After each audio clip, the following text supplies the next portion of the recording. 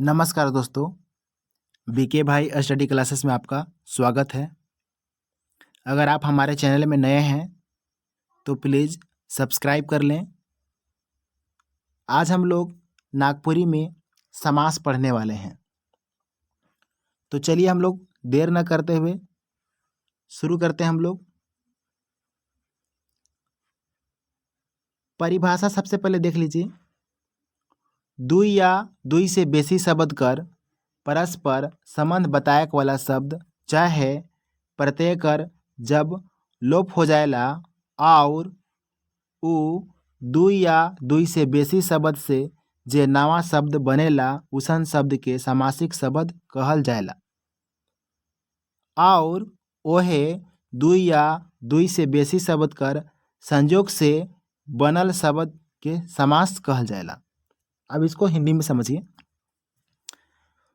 दो या दो से अधिक शब्दों के परस्पर संबंध को बताने वाला शब्द जो है, चाहे उसका प्रत्यय लोप हो जाता है और दो या दो से अधिक शब्दों के मिलने से जो नया शब्द बनता है उसको हम लोग बोलते हैं समासिक शब्द। उसे क्या कहा जाता है? समासिक शब्द कहा जाता है। और वही जो है दो या दो से अधिक शब्दों के संयोग से जो नया शब्द बनता है उसे हम लोग कहते हैं समास। चाहे यानी कि या में है, आप चाहे तो इसको भी पढ़ सकते हैं। जैसे क्या लिखा हुआ है, दुई या दुई से बेसी शब्द कर मेल से नवा शब्द बनेला उके समास कहल जाएला। अब इसको भी याद रख सकते हैं, ये आपका एक लाइन में है। मतलब कि दो या दो से अधिक शब्दों के मिलने से जो नया शब्द बनता है उसे समास कहा जाता है। नागपुरी में समासिक शब्द कर बगरा चलन नखे। नागपुरी में जो है समासिक शब्द का ज़्यादा चलन नहीं है। संगे ईसन शब्दों मन बगरा नी भेटैना, साथ ही ऐसा शब्द जो है अधिक नहीं मिलता है। तेव नागपुरी में आधुनिकता चाहे और दोसर दोसर प्रभाव से ईसन शब्द मनक प्रयोग होवेला। फिर भी जो है नागपुरी में आधुनिकता या और दूसरा प्रभाव से ऐसा शब्द जो है प्रयोग होता है।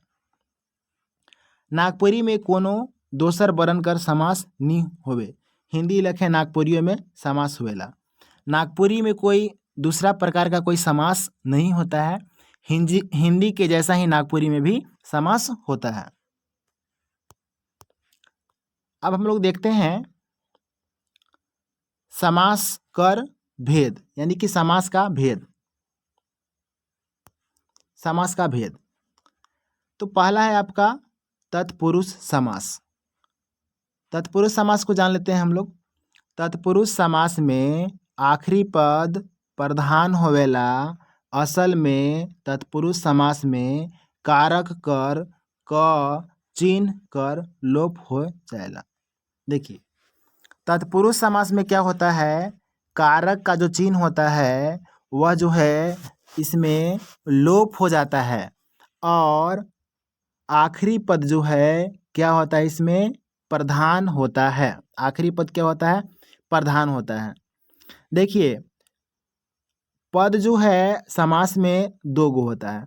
एक होता है पूर्व पद और एक होता है आपका उत्तर पद। एक होता है आपका उत्तर पद होता है। दो गो होता है।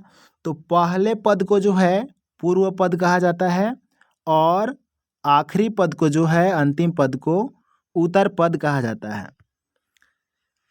अब यहाँ पे देखिए एग्जाम्पल में लिखा हुआ है वन मानुष कर बेचवा लतखोर। तो जैसे कि यहाँ पे लिखा है पहला आपका वन मानुष। वन मानुष कहने का मतलब हुआ वन का मानुष। तो यहाँ पे का जो है कारक चिन्ह क्या हो जाएगा? लोप हो जाएगा। का जो है कारक चिन्ह लोप हो जाएगा और मनुष्य, वन का मानुष, मानुष का मतलब हुआ कि मनुष्य, वन का मनुष्य। तो यहाँ पे मनुष्य जो है यानी कि मानुष जो लिखा हुआ है आपका, यह क्या हो गया आपका आखिरी पद हो गया। और आखिरी पद इसमें यही क्या है आपका प्रधान है। कर बेचवा में क्या हो जाएगा, बेचवा जो है आपका क्या हो जाएगा आखिरी पद, और यही क्या हो जाएगा आपका प्रधान। लत पे क्या हो जाएगा, खोर जो है आपका क्या हो जाएगा आखिरी पद, और यही हो जाएगा आपका प्रधान। अब हम लोग देखते हैं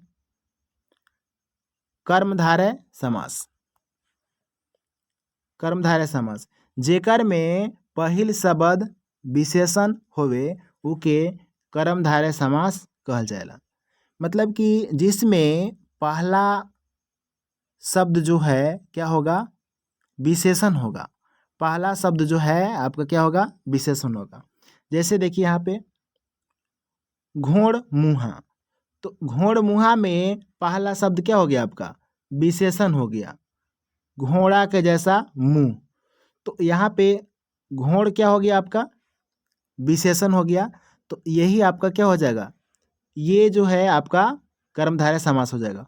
लल मटिया, लल मटिया, तो पहला शब्द यहाँ पे देखिए लल लिखा हुआ है, लल, तो ये क्या है आपका विशेषण है। तो ये आपका कौन सा समास हो जाएगा कर्मधारय समास होगा। पीसल हरदी, तो पीसल हरदी, पीसल क्या हो जाएगा आपका पीसल हो जाएगा, यह हो जाएगा पीसल आपका पहला शब्द जो है क्या हो जाएगा विशेषण हो जाएगा। और यहाँ पर हो जाएगा गुड़ चाउर में गुड़ हो जाएगा। अब हम लोग देखते हैं द्विगु समास, जहाँ पहिल शब्द संख्यावाचक होवे उके द्विगु कहना। देखिए जहाँ पर जो है पहला शब्द क्या हो जाएगा आपका संख्यावाचक हो जाएगा, मतलब संख्या का बोध कराएगा। जैसे देखिए दुवनी, तो दू मतलब कि दो, संख्या का बोध कराया। चार गोड़वा, चार, चार मतलब कि चार, संख्या का बोध कराया। दोपहरिया मतलब कि दोपहर का समय, तो दो यहाँ पे संख्या का बोध करा रहा है। दुबतिया यहाँ पर भी, इसमें भी वही है। नवरत्न, तो यहाँ पे जो भी शब्द में अगर संख्या का बोध शुरू वाला अक्षर कराएगा तो आपको समझ आना क्या है वह द्विगु समास है। अब हम लोग पढ़ते हैं द्वंद्व समास। द्वंद्व समास कर माने है जोड़ा, जेकर दुइयो पद संज्ञा होवे और बीच कर संयोजक लोप होवे उके द्वंद्व समास कहना। जैसे देखिए माय बाप, बाप बेटी, तो इसमें जो है क्या है दोनों पद संज्ञा है। माय बाप, बाप बेटी, इसमें दोनों पद।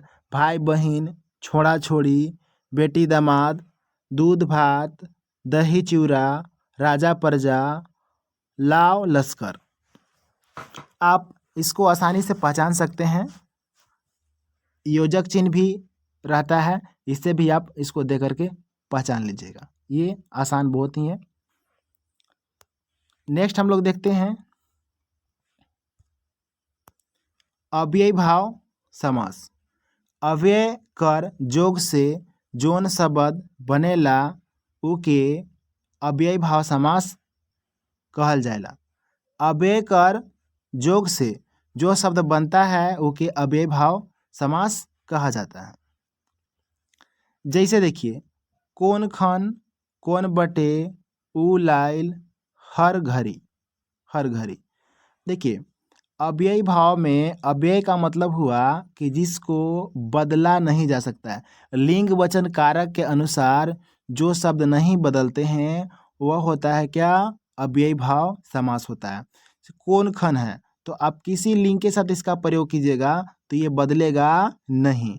कौन बटे ये लड़का के लिए प्रयोग कीजिए या फिर लड़की के लिए, स्त्रीलिंग हो या पुल्लिंग हो, लिंग बदलेगा फिर भी ये बदलने वाला नहीं है। तो आप याद रखिएगा कि अव्यय का जो जोग से, अव्यय का जो जोग से अव्यय, तो अव्यय के जोग से बना हुआ है। कौन, कौन, कौन बटे, तो यहाँ पे अव्यय को मिलने से बना है, तो अव्यय के मिलने से जो शब्द बनता है उसको क्या बोला जाता है अव्ययी भाव समास। आप इतना भी याद रखिएगा कि लिंग वचन कारक के अनुसार जो शब्द नहीं बदलता है। अब हम लोग पढ़ते हैं नज समास। नज समास जोन सामासिक शब्द कर पहिल अंश से नकारात्मक भाव प्रकट होवेला उके नज समास कहल जाएला। जैसे बेलूरा, अनसुन, अनजान, अनसमहार, अनहोनी। देखिए मतलब कि जो सामासिक शब्द का पहला अंश से जो है नकारात्मक भाव प्रकट होगा। जैसे यहाँ पे देखिए बेलूरा लिखा हुआ है, तो जिसको अक्ल नहीं है। अनसुन जो सुन करके क्या करता है, अनजान बन जाता है, नहीं सुनता है। अनजान जिसके बारे में आप नहीं जानते हैं। तो इसमें क्या है कि सब कहीं ना कहीं जो है नज का ये आपका बोध करा रहा है। नज का मतलब कि नहीं करने का, नहीं का बोध करा रहा है।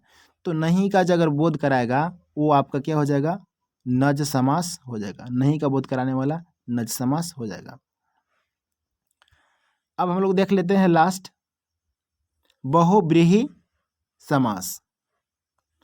बहुब्रीहि समास समास में आवल पद के छोड़ के जब कोनो दोसर पदार्थ कर प्रधानता होवे तो उके बहुब्रीहि समास कहेना। कहे के माने ई समास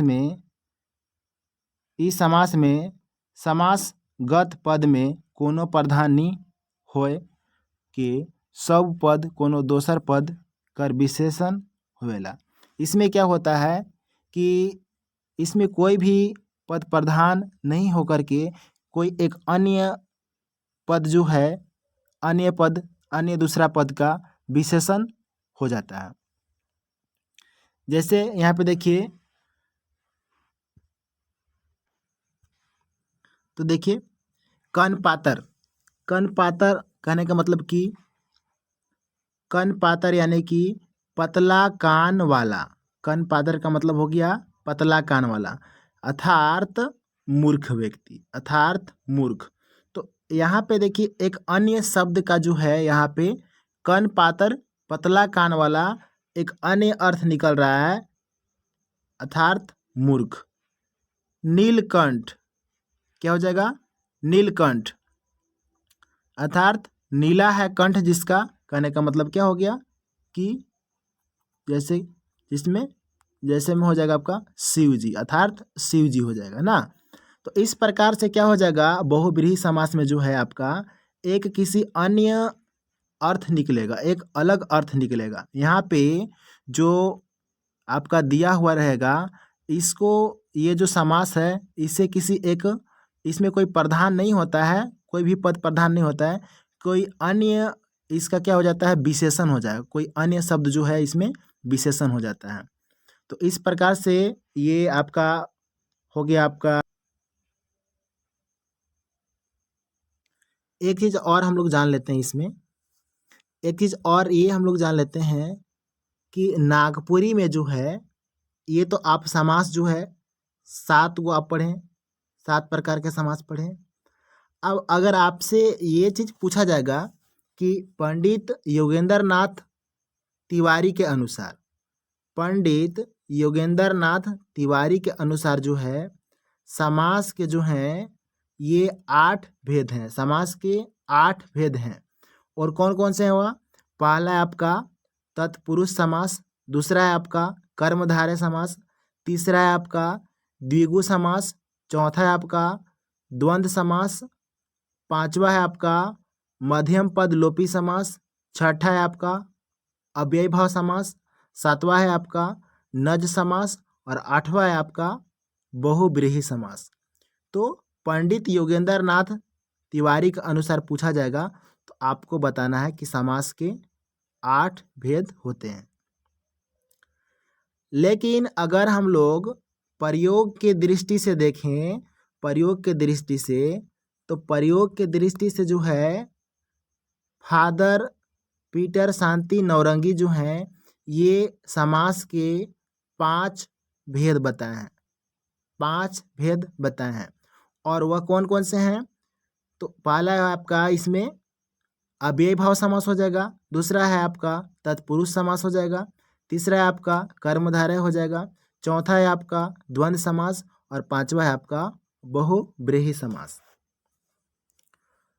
तो आज के वीडियो में हम लोग पूरी तरह से समास पढ़ लिए हैं। आई होप आपको अगर समझ में आया होगा तो आप हमारे चैनल को लाइक, सब्सक्राइब, शेयर और कमेंट करके अवश्य ही बताएं कि आपको कैसा समझ में आ रहा है या नहीं आ रहा है। तो आज के वीडियो में हम लोग इतना ही रखते हैं दोस्तों। Thanks for watching this video. धन्यवाद।